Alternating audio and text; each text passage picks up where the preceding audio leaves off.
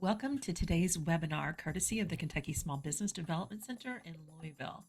Discover no-cost, valuable business services to help you thrive, whether starting your entrepreneurial journey or scaling your existing business. We have the resources and expertise to help you succeed. For more information, please visit our website or text 502-977-5800. Thank you for joining us today. Feel free to use the chat feature to ask questions or engage with our speaker. Let's get started.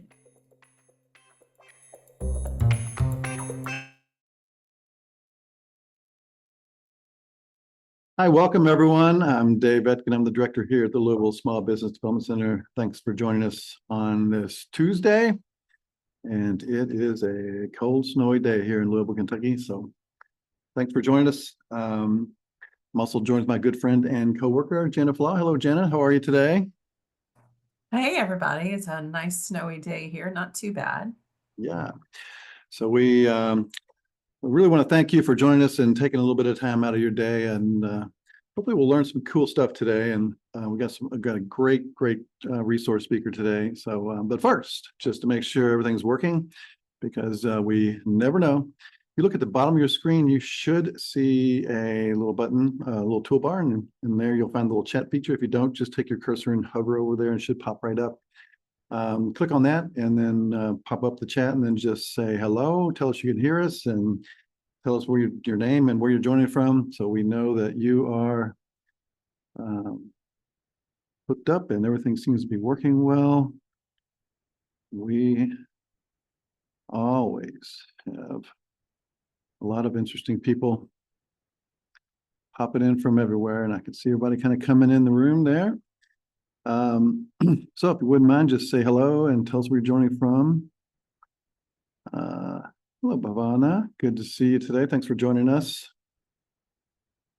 I know there's more people out there because I can see you coming in the room. Don't be shy. So, anyway, there's Robert. Hey, Robert. Oldham County.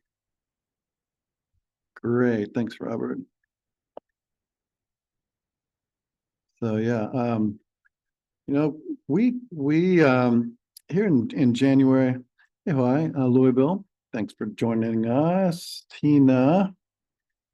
Peoria, Arizona. Holy cow! You get our distance award for the day so far, Melissa.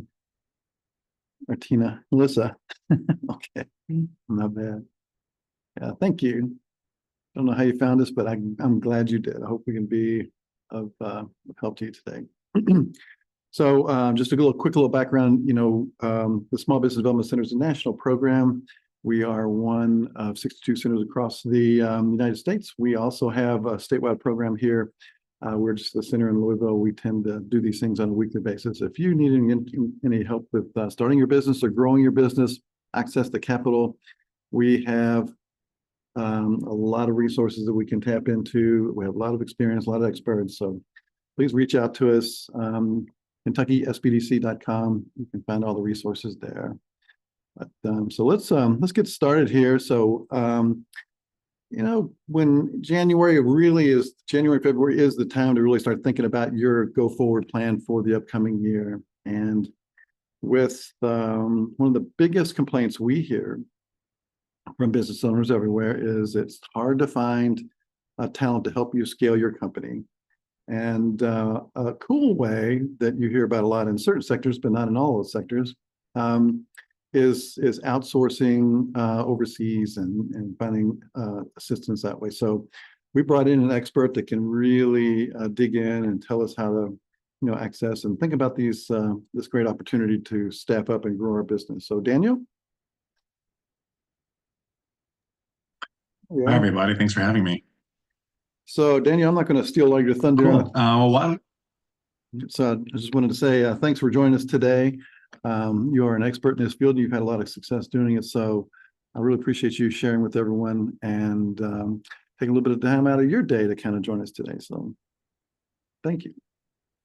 Likewise. Thank you guys as well. And forgive me in advance if I stutter here or there. Just a lot of information that we want to get through with you guys today. I really am excited to share with you some of the things we've seen with our clients, some of the things we've seen with the businesses that we work with that have really helped them go from, from startup or maybe medium-sized business to, adding a comma to their revenue or other ways that they've found to really scale their operations as well as to I would say find more efficient use of owner time as well.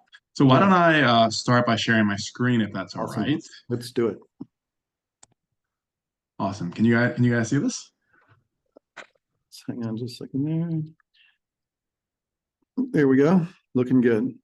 Awesome. Okay, so today, the title's pretty quick, pretty easy to understand. It's Grow Fast, scaling your business through international hiring. And that's really what we're going to be talking about today.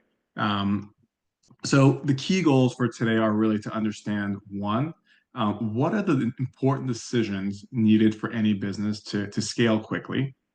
Number two, how you can kind of catalyze or jumpstart on those efforts through international hiring.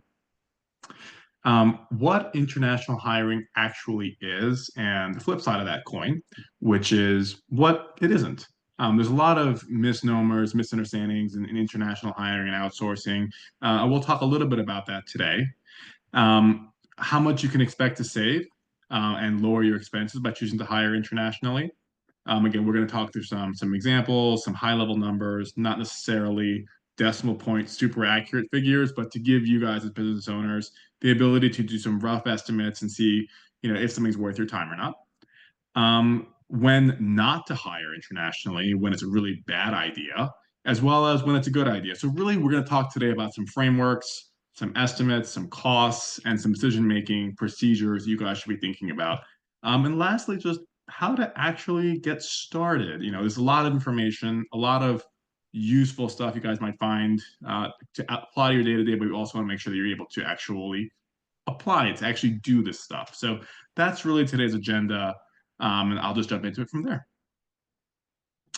A little bit about the company, just so you're aware. We are General Analytic. We're an international staffing and process outsourcing firm, primarily based in Louisville, Kentucky. I actually live in Louisville. But we do have 3 other offices. We have one in New York, and then we have 2 operational offices as well, one in Mumbai, India, and the other in Bhilai, India. So 4 offices total, but I do hold the leadership flag out here in Louisville.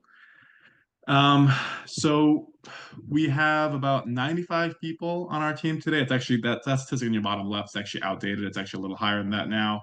But we really think of ourselves as an extension of our clients' teams. We are their kind of go-to partner for anything and everything international hiring, whether it be from advisory to actually placing individuals to assisting them with strategies to make sure that they're compliant and their processes are being handled in a efficient manner. So that's really what we do for a living. We work with a lot of different industries now. We work everything from retail all the way through to financial services and banking. We do have some fintech customers as well as some customers in the insurance space, so both on the property and casualty and the health side. And lastly, we do have customers in the manufacturing and industrial distribution verticals as well. So a lot of different processes, a lot of different business types, but there are some overlap or a significant amount of overlap and some best practices that we've seen here or there that we're hoping to bring to you guys today. A little bit about me. My name is Daniel Tadros. I am the co-founder and the president of General Analytic. It's been a wild journey, but it's been a great journey. So I personally have advised everything from startups to a handful of billion-dollar enterprises and frankly, everything in between on their international hiring strategy. As I mentioned before, it's been a roller coaster, but it's been one that's been very fulfilling for me personally. I do live out in J-Town. So if you guys ever want to get coffee or you want to, well, I know we have somebody from Arizona, so maybe not you, but anybody else, you guys would like to get coffee or meet up or just talk about business, I'm always around. I'm also an avid reader of autobiographies right now, going through of Men and Rubber. It's the story of how Firestone Tires was made. It's by founder himself. Harvey Firestone. If you guys are ever interested in also sharing book recommendations as well, happy to happy to do that as well. And lastly, this is me asking you guys for a favor. I'm a soon-to-be father, so if you guys have any tips for me in terms of, what it's like to be a first-time parent, do's, don't do's, anything like that, feel free, please, to reach out at any time. So why don't I calibrate us here? Now that we get into the meat of the discussion, let me calibrate us with some important quotes that I think will emphasize the importance of what we're talking about. In general, the way I think about things is if you hear from individuals across time periods, across different industries, and they're all kind of saying the same thing and emphasizing something as important, it's probably true. So here's a couple that I think are really useful. One is Theodore Roosevelt. The best executive is the one who has sense enough to pick good men to do what he wants done, and self-restraint enough to keep from meddling with them while they do it. Another is from Steve Jobs, obviously founder of Apple. The secret to my success is that we have gone to exceptional lengths to hire the best people in the world. And lastly, obviously, Mark Benioff, maybe not as well known, but he is actually the founder and president of Salesforce, really large CRM company, a lot of good things going on there. We've worked with their software here or there in the past as well for when we do implementations for clients. But acquiring the right talent is the most important key to growth. Hiring was and still is the most important thing we do. So again, just trying to calibrate you guys on the importance of what we're talking about as you guys think through your long-term strategy. Now let me explain what it is. Let me explain, I guess the best way to put it is the main topic of today, international hiring. What are we actually talking about? Well, in simple terms, it's an option to consider whenever you're going to make a scaling investment or whenever you're going to make a hire. More specifically, it actually means to hire international, in general, remote workers to oversee parts of your business. And there's a lot of different models and a lot of different ways to approach that, but it can be done direct. You can go and contract with somebody or hire somebody directly overseas, or you can do it through an agency, which is kind of what we do. In addition to that, you can hire them as direct employees, or you can hire them as contractors. And if you think through that agency, direct, employee, contractor, there's a lot of different ifs and buts and takes there. And we'll discuss some of those today. But just want you guys to be aware that we're talking today about overall how to hire internationally and not necessarily focusing on just one method. We're giving you the benefits of all the methods. I'm going to explain to you each of those methods as well.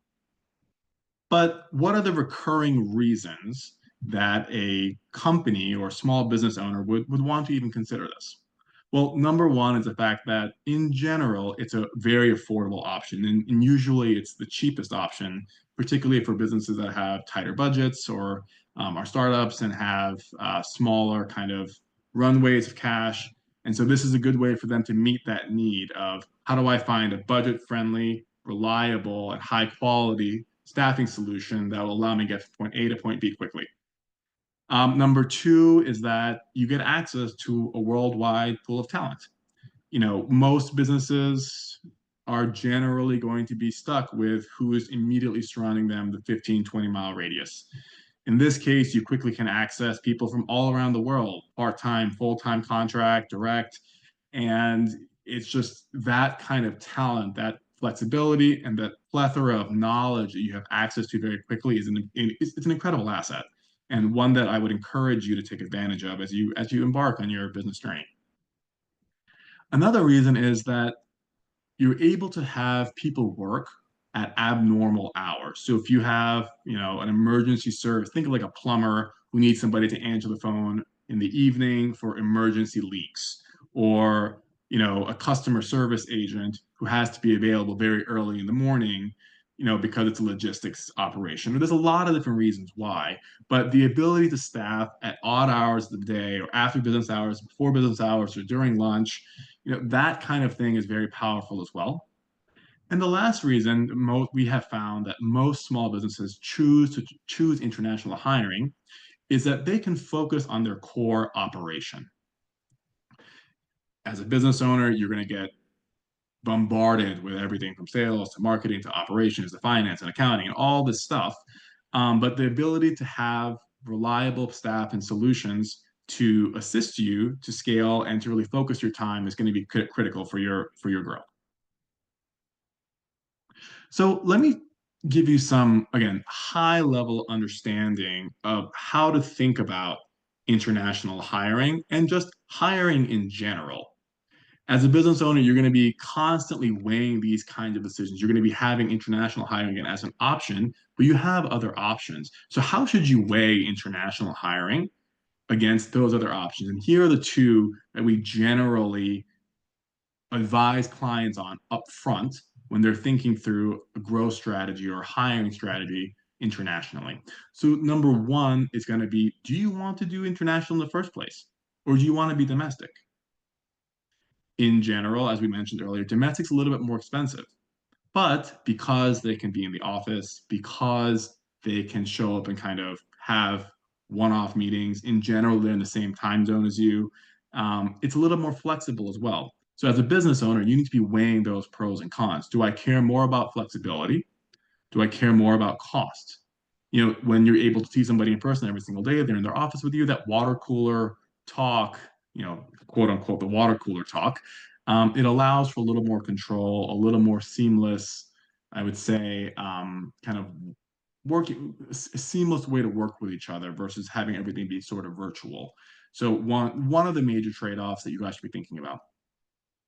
The second thing is, do you want to go and directly hire, or do you want to use them as a contractor? And that applies again to both domestic and international, but you can do both models, actually creating an employment organization and employing somebody directly in a different country, or you can contract with them and go through an agency. There's a lot of different ways to do it. But the main point is, just like a domestic employee, you can choose to directly hire as an employee, or you can have them be an independent contractor. We'll talk through the pros and cons of each of those and all these decision-making things later on in this presentation. Let me give you guys some idea of how much money we're really talking about. Again, rough numbers, but in general, domestic hiring is more expensive than international hiring. I think, you know, we mentioned that over here. It's very apparent. But I would like to give you guys a sense of the dollars and cents of how much money we're talking about, because to a lot of the small businesses today, you know, if you could save another $50,000, another $30,000, another $20,000, that could go a very long way. So here is what we have seen as kind of the, I would say, ballpark averages of some of the positions that we filled versus their domestic counterparts. And after incorporating what the typical schedule looks like, part-time or full-time, what we have seen our clients save. So again, these are just averages.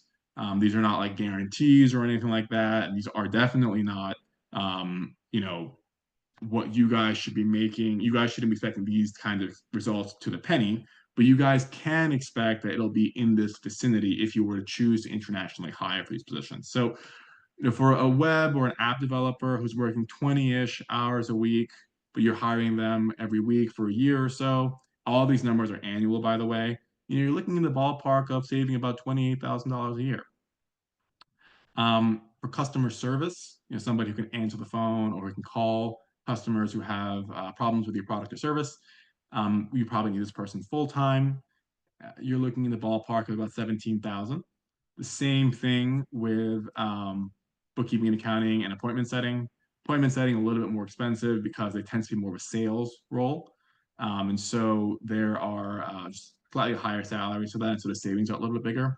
And for an executive assistant, we have it generally the same price point as a customer service agent, and so similar savings amounts there as well. But imagine you're a small business, you're $1 million revenue business, you hire each of these people part-time, full-time, have one of them each. You know, you're saving close to $100-ish thousand a year. And this presentation is going to be sent out, as my understanding. So at the back, if you guys would like to see the math, you know, we do have the math over here for you guys available in the appendix. So feel free to check it out yourself. It's some rough estimates, you know, 8-ish% payroll costs. You know, assuming the employer provides things like benefits, health insurance, things of that nature that you would expect, all kind of standard average costs. But if you were to provide all that kind of stuff, and have one of these people working for you as a $1 million-ish business, $100,000 is a really big number. It's 10% of your revenue. It could be a very significant amount of your profit. So again, want to give you guys this upfront because it's a lot of money we're talking about. So let's say now that you've decided to embark on the journey of international hiring. What are you actually doing, right? You've decided to do it. You think, okay, I want to save that money. I want to grow my business. I want to find the right people. How do you actually engage these people? What do the contracts look like? What are the different ways to actually work with them? And there are 4 that are the most common. There are actually more than these, but I would say these 4 make up 98% of all international hiring contracts. The first is to go direct. So that's literally you go online, maybe on Indeed, or you go to an international job board. There are some in different countries that are the equivalent of Indeed. Indeed actually has, I believe ZipRecruiter and Indeed also have, like, you can post jobs in Europe and you can post jobs in South America. But that would be if that would essentially be you doing the same thing you're doing to hire a regular employee, just in a different country. Some of the complications there obviously are that you would then be you would have to face the compliance, tax, regulatory requirements of a different country, not just the US, and there's interactions there depending on what country that employee lives in. There's tax agreements and certain kind of business political agreements with different countries that change depending on where the people you hire live. So all of that would fall on your plate. It is not something that most small businesses do. Usually larger companies take advantage of this because it is one of the most cost-effective ways to hire internationally. You're hiring direct, there's no middleman, there's no additional fees, but you do onboard the regulatory, tax, compliance burdens of that employee and of that other country. The second way is recruitment process outsourcing. That's essentially the same thing as a direct, but it's as if you're hiring a recruiter. So that recruiter will, in most cases, write a job spec for you. They will hold initial interviews for you. They will do background screenings for you. They will do employment verification checks for you and call referrals on your behalf. And really all the things that you might want to do upfront to screen good candidates. And then from there, they will assist you with the hiring process. So you're negotiating salaries, providing you market data on what an appropriate salary might be, what an appropriate benefits package might look like if you were to do that. So really it's a professional recruiter to assist you with a lot of the pain points of hiring, but ultimately you are still hiring direct over the long term. There are hybrids of these models, and we'll talk about that here in a moment.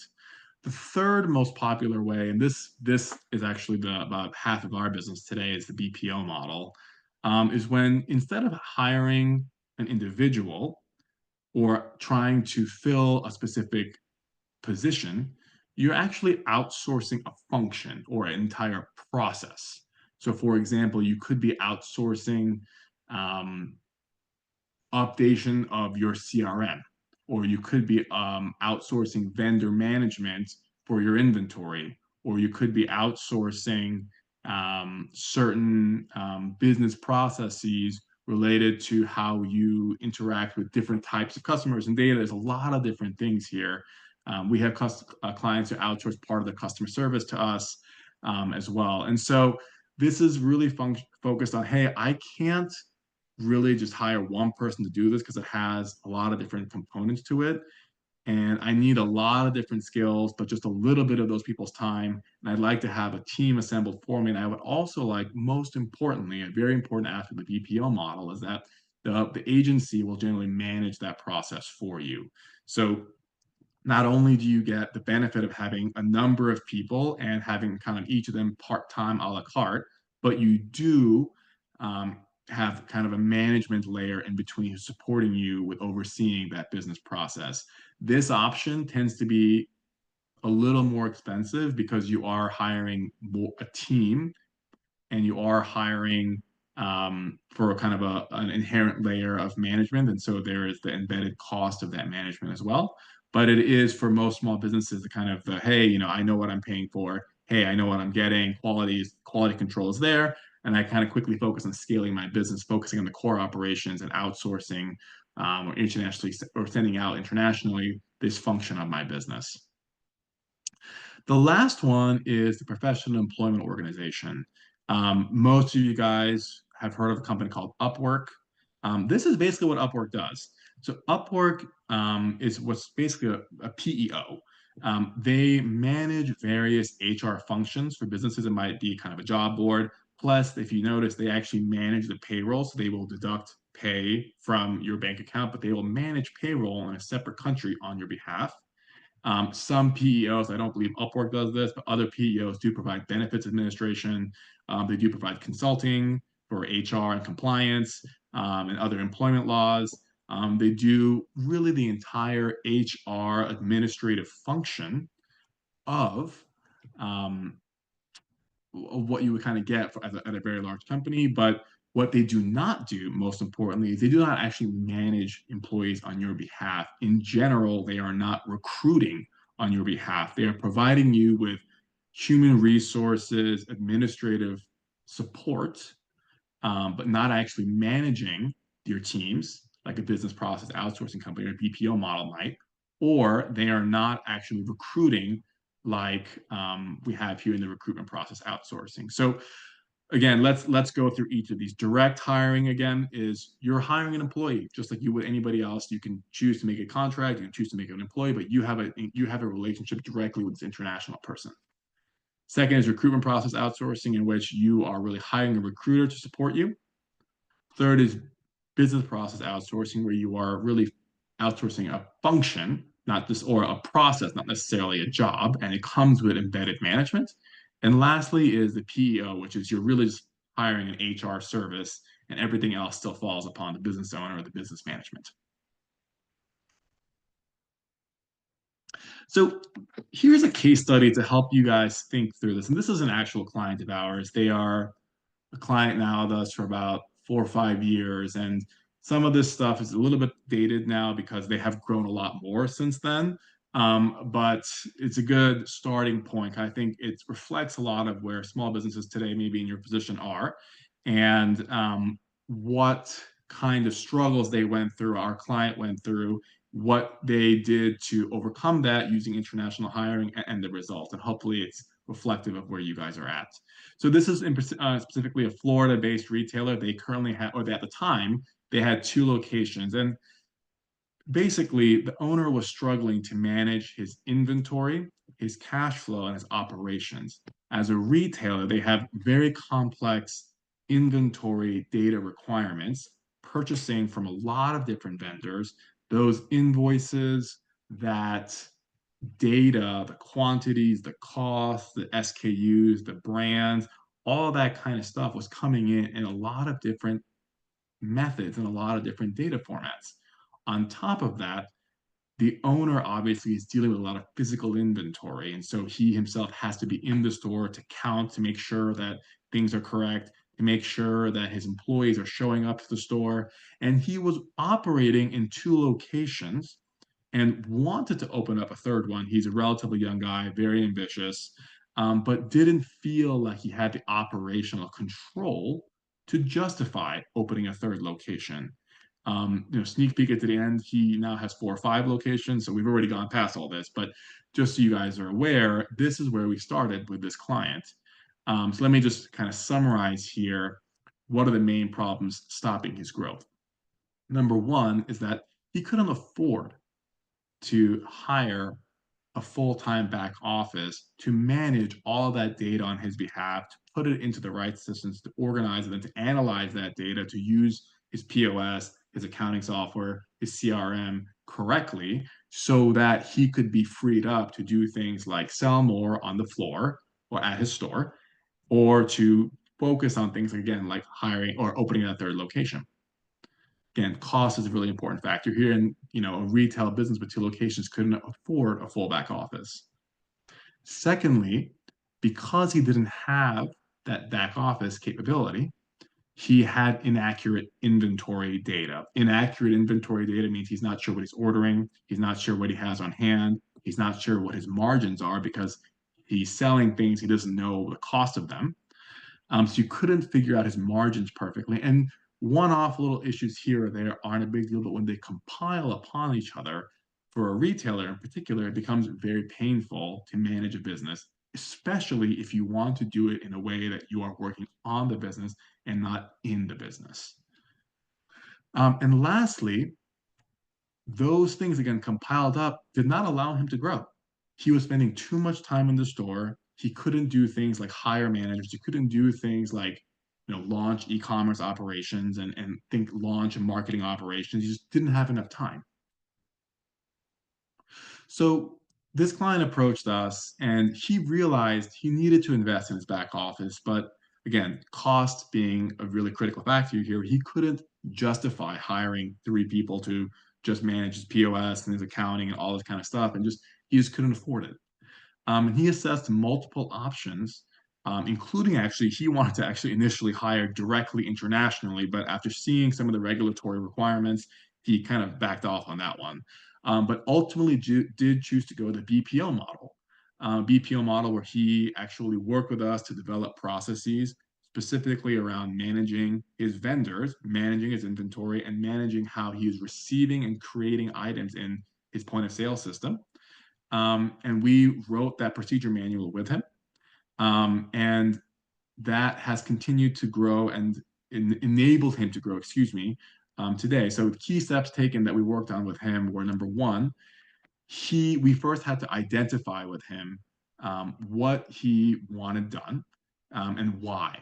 And once we kind of understood what he wanted done, the why, we could advise him on which of the 4 business models, again, these 4 business models over here, were going to be best for him and his needs. Number 2, after we gave him some advice, he did engage us to actually become his BPO firm. And lastly, we did actually implement those processes, implement the team, implement the changes that were required to fix that inventory data. So a couple of years later, here's where things are at. Actually, that's not true. This is actually even outdated now because he now has more than a 3rd location. But we were able to work with him through as a BPO company to streamline his receiving, his ordering, and his cash flow processes without day-to-day involvement of the owner. The owner was able to actually reinvest the improvements in his cash flow and additional time into opening his 3rd location. And again, fast forward a few years, and today they actually have 4 locations now. So some KPIs, again, the 3rd location was opened. Having that inventory data was crucial to their success because it did allow us to also automate the reconciliation process, which is a fancy way in accounting of saying, did you get what you ordered and are you not overpaying? Did the vendor charge you what you actually ordered and the price that you ordered it at? And through that, plus kind of secondary and tertiary effects of having the correct data, each of his stores actually increased profit by an average of about $25,000 per year. It's a big number when you compound that upon the labor savings. So we're talking about growth, we're talking about how do you quickly add profit, how do you quickly add revenue. This was a big winner for him. And to give you guys a little more oomph about why we're talking about the growth today, currently that owner is no longer looking to open stores, but now is working on a distribution center to actually go national and do things from directly his website so he can shoot luggage really to all parts of the country. So that's really been a success story for us, a long-time client. But again, just a case study around how international hiring was able to fit the budget of a relatively small business. This is only a $5 million per year business, and assist him with increasing profit by, at the time, 3 locations, $75,000, 3 times 25, $25,000 per store, plus implementing a back office that allowed him to really focus on the business and not just work in the business. Couple other quick pros and cons about the BPO model and domestic hiring. And this is, a way for you guys to think about the trade-offs. Again, there's more than these kinds of models, but these are the most common two that we see on a day-to-day, and probably the small business owner, the most common two you will run into when you're doing international hiring versus running your day-to-day business. The BPO model versus hiring somebody here. So a couple pros on the BPO model, generally, again, cheaper. Some of those savings are going to be not just in the wages, but the fact that there are no payroll taxes. You generally are not going to be providing benefits. Secondly, you can have an entire team assembled relatively quickly. And thirdly, no rehire risk. And that I really can't I can't overestimate how important it is, that third bullet, no rehire risk. When you're working in a small business and you have a key employee or you have a handful of key employees and one leaves, it's extremely painful and kind of stunts your growth, stunts your ability to kind of get to that next stage in your business journey. The BPO model, because it's a managed service by the agency, they generally will they will onboard the risk of rehiring and retraining and remove that risk from you as a small business owner. So that really allows you to focus on your core operations, focus on your core business, focus on growth. Flip side though, there are definitely some cons as well. And again, we talk about international hiring here in general as an option, not the solution for everything. It's an option. Number one, you have less control and less flexibility than you would have with an employee who you're working with day to day. We talked about that already. Another thing is you are not going to be your agency's only client.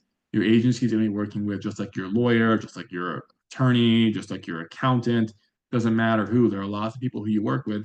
They have plenty of clients. Your realtor has multiple clients. You are not your agency's only client. And so you have to remember that unlike an employee where you get 100% of that person's mind share, in generally the person might have two jobs, but you are kind of one of the top priorities. You are going to be one of a handful or one of many amongst the agent's book of business. Again, option, not necessarily the best thing for everybody, but things you guys need to be aware about. The last thing is that BPO companies, BPO agencies tend to have operations in other countries or even different time zones. We at General Analytic, we are in India. We have 2 offices in India. So we are obviously a remote company and we obviously are in a different time zone. We'll talk about different countries, the pros and cons of each country. There's BPO operations, direct hiring, international hiring operations in a lot of different countries. We'll talk about some of those countries later in this presentation. But you guys should be aware that different time zones and the requirement to be remote are generally going to be cons of the BPO model. Domestic hiring, I'm not going to go through this too much just because I think you guys are aware of this, probably the one you're most familiar with, but you have a lot of control. And you can really dictate exactly what you want, how you want it, when you want it, how much of it you want. You have a lot of control, and it's very powerful for executive positions, leadership positions, people who are directly working with your customers, directly working with your vendors on key aspects of contracts. We'll talk more about what not to outsource, but domestic hiring really works well in those kinds of situations.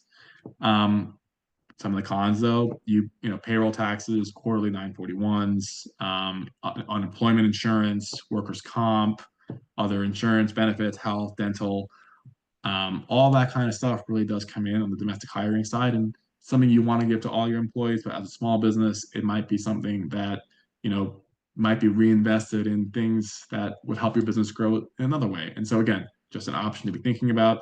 The last thing is that turnover and rehiring risk. Again, we talked about this already, but if you are small business, key man risk, really difficult to overcome that if you only have 5, 6, 7, 8 employees.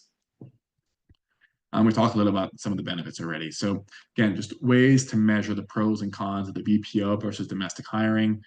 There are others that I'm sure that I've missed, but if you guys have any questions and comments later on, happy to answer some of those as well. So here are the popular countries that most people will hire from internationally. And I do want to emphasize that every country has its pros and cons, and every country can kind of meet your needs if you find the right person. But there are some trends that we've noticed. Certain BPO sectors, certain international hiring sectors tend to be better at certain things than others. Obviously, time zones are a physical constraint, so that's something that you have to take into consideration as well. But the most popular ones are going to be the Philippines, India, Vietnam, and China. Philippines are obviously Southeast Asia. They generally are not just the labor wages are not the cheapest, but they are relatively affordable in the spectrum of countries to choose from. English literacy and proficiency is very high in the Philippines. Obviously, if you think of like history, Philippines is very intertwined with the USA for a very long time, and so English there is very good. Technical skills, if you're looking for kind of coding, IT support, not exactly at the top of the hill there. There are other sectors in the BPO, the international hiring world that are more advanced, I would say, and you can get more for your dollar. But the Philippines for a small business is a very good option for most countries. Another really popular option is India. That is where we are located. These are all the offshore countries, by the way. But India has, from a technical perspective, generally the highest talent you can get at the most affordable dollar. So you can kind of get very advanced developers, really specific skill sets in the IT coding world, really specific skill sets in software for AI development for very, very affordable amounts. Just like in the Philippines, they are offshore, and um, it is going to be a time zone issue for some small businesses. The other thing is cost. India tends to be the cheapest. The Philippines is close, but not quite. In general, again, these are all generalizations, but India tends to be the most affordable. Vietnam and China, I'm going to go through these a little bit quickly. Vietnam and China are not as popular in terms of BPO, but for companies that want to outsource processes that have products. So if you want to outsource a part of your manufacturing process, a part of your quality control process, and there's actual things to be touched and things to be worked on. Um, Vietnam and China are very popular options. Obviously, we in the political headwinds today. We have Chinese tariffs, all this kind of stuff are things to be thinking about again. But there are other options out there, such as Vietnam, that have proliferated a lot due to some of the political headwind we see with China. Now, on the near shore side, these are countries that really share a time zone with the U.S. Basically, think you're going south, Central and South America. That's really their benefit is that they tend to be in the same time zone, so they can be a part of this meeting very easily. The con is that again, from a cost perspective, they're not as affordable as their counterparts in Southeast Asia. So Mexico, Costa Rica, Argentina, Brazil, and Peru tend to be the most popular locations for international hiring on the Western Hemisphere. Again, not necessarily the cheapest, but same time zone, more seamless working. Things for you guys as business owners to be thinking about when you're thinking through international hiring strategies. Um, Here's kind of the piece I promised you, which is a few key rules about when not to outsource and when it makes sense to outsource to hire internationally, a contract out. This applies whether or not you're doing it internationally, whether you're doing it domestically. It's just in general, what do you want to keep close to your vest and what can you sort of farm out really? Consider contracting out things that are non-core really is if I'm going to put an umbrella term, it's the non-core stuff. So maybe a bookkeeping, customer service, website and app development, marketing, appointment setting, anything related to database management, as long as your product or service is in the database itself. But a lot of the administrative functions that you would love to have but can't afford somebody to do full time for you, those are really good things to consider international hiring or outsourcing in general for.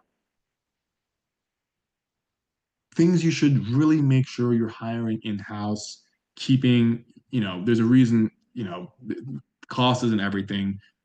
Business requires at times investment in the right direction, investment in the right people to make sure that you have that kind of brain space and that kind of talent just on your roster. So things like executive and senior managers, any position that is going to be negotiating directly with key vendors and key customers. I don't mean just like asking them for a customer service question. I mean negotiating a contract or negotiating key terms of a purchase order, negotiating key terms of a large deal that you're working on. Those kinds of functions should definitely not be outsourced.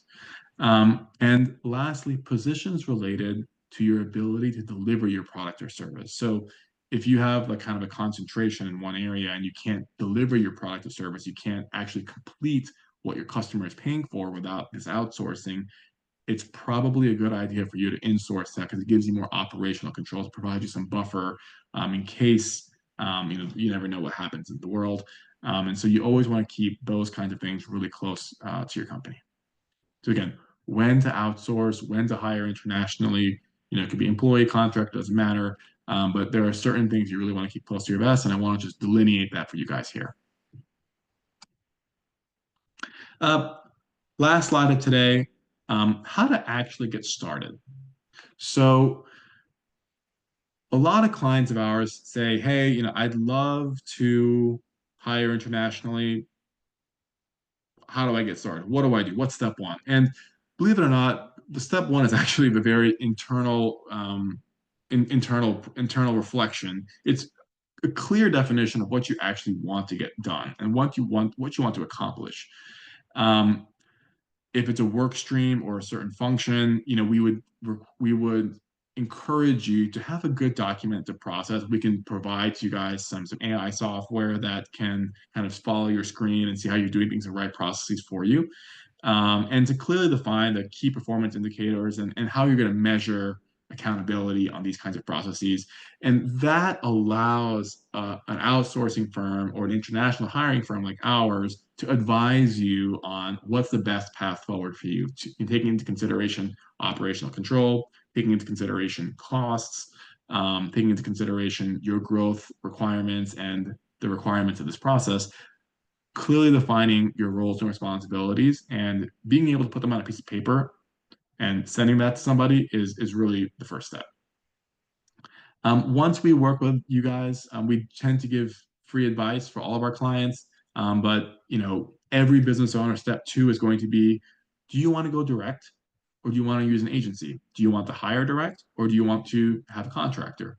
And those are the kind of things you need to be thinking about, those 4 business models. What's the right way to approach this? Do you want to have a project-based contract? Do you want to have a long-term contract? Do you want to have overnight? Do you want to have milestone-based payments? There's a lot of different things that we advise clients on, and deciding if you want to go through an agency to accomplish those things, or you want to go direct and hire internationally and do recruiting yourself.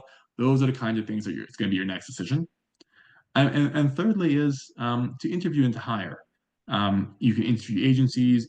There's a lot of different kinds of interviews that can be happening here, but you do have the benefit of optionality, and so we would encourage you guys to take advantage of that optionality. It's also best practice to have a written agreement in place, whether or not you're hiring direct or with contracts. We would encourage you guys to make sure you guys have that. Agencies do provide that normally as part of their service. But that would be the third step, is to actually enact on that, is to interview and to hire. So that's really everything for today. Hopefully it's helpful to you. Again, the goals of today are really just to make sure that you guys understand how to grow with international hiring, understand that is an option that you guys take advantage of, how much money you can save, when not to do it, a couple other things. We went through a case study, but really that's everything for today. Hopefully you guys are still awake. But Dave, can I turn it over to you for Q&A? Yeah, thanks, Daniel. That was incredible, actually. Kind of so many possibilities here, and I know I have a ton of questions, and I know I'm sure everybody else does too. So, but I've been thinking about this. I've had people that I know that say, "Well, you could get a virtual assistant or things like that," and I've considered that. I haven't really dipped my toe in the water yet, but what could you describe like what a newbie would experience like in the relationship with their new employee or contractor, whatever the case may be? How does that work? Yeah. Why don't I first start by debunking a quick myth that virtual assistants are the only type of hire you can make by international hiring. People, I would argue that anybody who works virtually and has a boss is a virtual assistant. And so, so you can think of a CFO who's working from home. He's assisting the CEO, and he's virtual, right? So, I do want to debunk that myth first and foremost, right? So, some of the types of roles that we work here at General Analytic are kind of more senior supply chain vice president-ish type roles, Mm, and I do want to start there, right? And so, but for a smaller company who is looking to kind of hire what I would say is a quote unquote virtual assistant, kind of an army of one to do your bookkeeping, your customer service, a lot of different type functions, um, I would say that it's very helpful for business owners to really remember that these are people too. They are working for you. They're looking to you to provide their salary just like any other employee would. And so they do look to you for the same exact things that your other employees would: growth opportunities, a compelling reason to come and work for you, not just from a business perspective and a growth perspective, but from a personal perspective. People like to work with people they like, and so they mhm, want to be felt like they're part of the team. They want to feel like they're contributing. They look to you to give them real feedback on where they're making mistakes and where they can be improved, they can improve their performance. And so I do want to debunk that myth that a virtual assistant is just somebody off in some corner who they just do mundane tasks and they just, kind of rinse and repeat. It can be a much more sophisticated hire. And secondly, they can become very integrated into your team, if you allow them to do so. In the situations where employers, small businesses recognize that is when they've had the most success. mhm. That's a great answer. Um, Sarah asks, how do you pay your workers when you hire internationally? Okay, so I'm gonna go scroll back up here. So it really depends on the model that you pick, right? So if you hire direct, it's going to be you're going to have to work either through a payroll company. You're going to have to, there are payroll companies that have international solutions. There are PEO companies you could hire to actually function. They essentially function as what's called an employer of record. They will make the equivalent of like an LLC or something like that, or a C corp or an S corp in a different country. You pay that entity actually in US dollars. You pay that entity, and you could pay them via credit card or via ACH or wire. And that entity will then manage all the payroll taxes, all that kind of stuff on your behalf. They just send you a bill, basically, plus a markup for their services. Um, so that is how you would normally pay. Recruitment process outsourcing, generally you pay a success fee. The payment method would be, again, credit card or ACH or wire. Um, but it's generally a success fee based, and BPO is generally a monthly fee. So you work with the BPO company, they'll kind of hand you a quote, and you can figure out if that quote works for you or not. You can negotiate, you can change the scope of work, but generally it's a monthly fee, fixed kind of like a salary amount, and again, ACH wire credit card. Okay, good answer. I guess it's just as complicated as you want to make it, really. I think I tried to lead with that up here. The point is that it's an option. There's a significant amount of flexibility. Yeah. And when small businesses don't take advantage of all of their assets and all of their opportunities, they're doing a misservice to themselves. This is just one way to grow. It increases your options and it increases your ability to get a return on your investment. Mhm. So just as another question is your example with the luggage company. So the guy had issues with his inventory, and when he made that hire, did he hire or was he able to hire someone that was actually an expert in that, where he actually got talent that he didn't have, so he wasn't really managing an employee more or less, but more of it was an expert that kind of came in and helped, build the systems and things like that. I mean, is that part? That's exactly right. So BPO companies, again, there's a couple different models here, right? Again, big picture is that international hiring has a lot of different ways to get it done. One of the ways is BPO. BPO companies tend to have specialties, just like a law firm might have a specialty. They might be intellectual property, they might be mergers and acquisitions, they might be real estate, retail finance, whatever, right? BPO companies tend to have a specialty. General Analytic, our company, our specialty tends to be in supply chain inventory management for this specific process, or one of our specialties. Again, we have clients in other industries as well, but one of our subspecialties was inventory and supply chain management. And so and that's kind of why I like to lead or emphasize that management in the BPO process is really important. They at times will be able to recommend what they're seeing, recommend best practices from other similar clients, recommend changes to your process, almost kind of like consulting. It's embedded in the cost, but it is something that you can kind of bank on getting a professional, high quality deliverable. Just like any other employee, when you hire a BPO firm, we would encourage you to ask what their specialties are. They usually list them on their website. They'll usually list what kind of things they can and cannot do. For example, we will never take on a bioscience client. That is just not our wheelhouse. There are BPO companies out there, though, that are doing strictly contractual research for a pharmaceutical company. And so those are things that we do not do. So I would encourage you guys, when you hire or when you look at a BPO company, to think through what their specialties are, think if they can have that expertise in place, and ask them for references, ask them for specific work, ask them the kinds of questions you would ask anybody else when you interview them. Interesting. So let's just say theoretically that you've hired someone and for whatever reason they're just not working out. Are there restrictions on terminating that employee, or or is it just like a at will type of relationship? Period. Again, it tends to be depending on the model that you pick, right? So if you're hiring direct, just like any other employee, usually in your employment agreement or in your hiring offer letter, there's usually a termination period. Most in the you guys know, in the U.S. tends to be 2 weeks. But if you're working with an agency like a BPO agency, there in your contract will almost always be a termination clause. You can expect, on average, market standards the market standards tend to be around 30 to 60 days for a BPO process. They can be as long as a year, depending on the type of complexity and the type of customers that you're working with.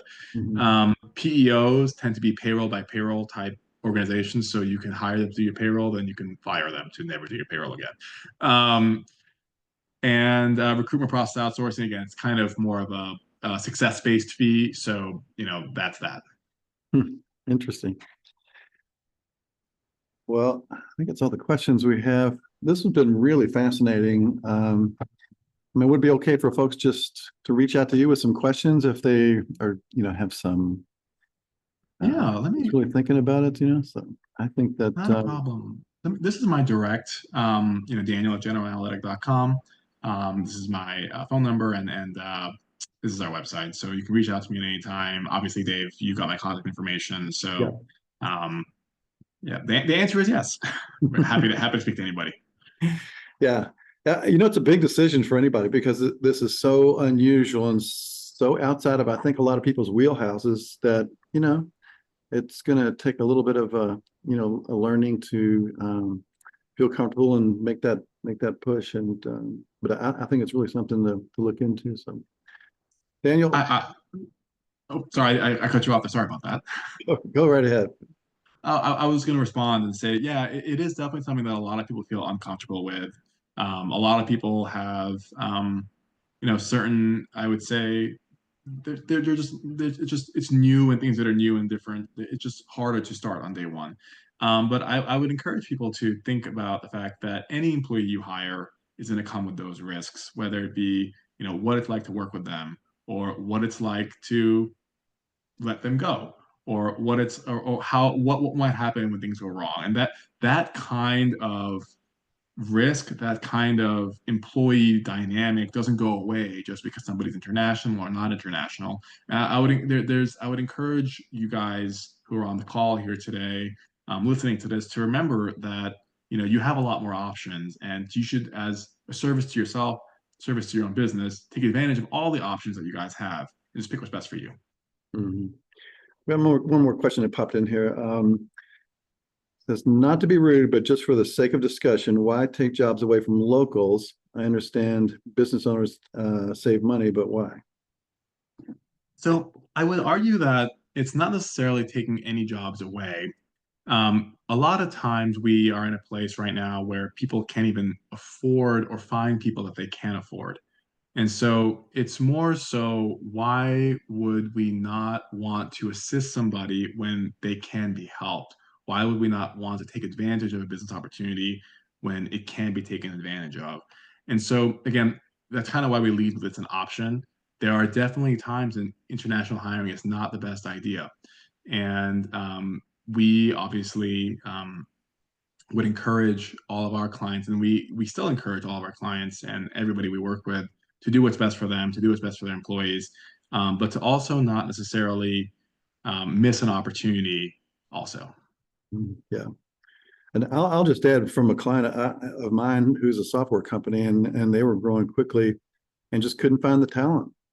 And so they hired some folks from Ukraine, I think, several people from Ukraine. But when you're growing and you're growing and scrambling for talent and people just to get the job done, I guess this is like you said, it's just one option that you can use. Yeah, that's how we think about it. So, Yeah. Well, good. You guys have our contact information. Dave, is there anything else that we can do for you guys?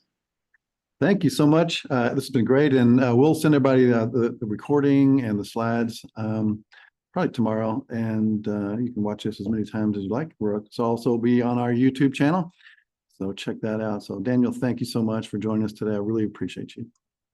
Thank you, everybody. Thank you, Dave, as well. Bye, guys. Janet, thanks for driving the ship as always. Thank you, guys. Make sure you stick around for the survey at the end here. That's right. Take the survey. It really helps us out. We appreciate it. So have a great Tuesday, everybody, and we'll see you next week. Bye-bye.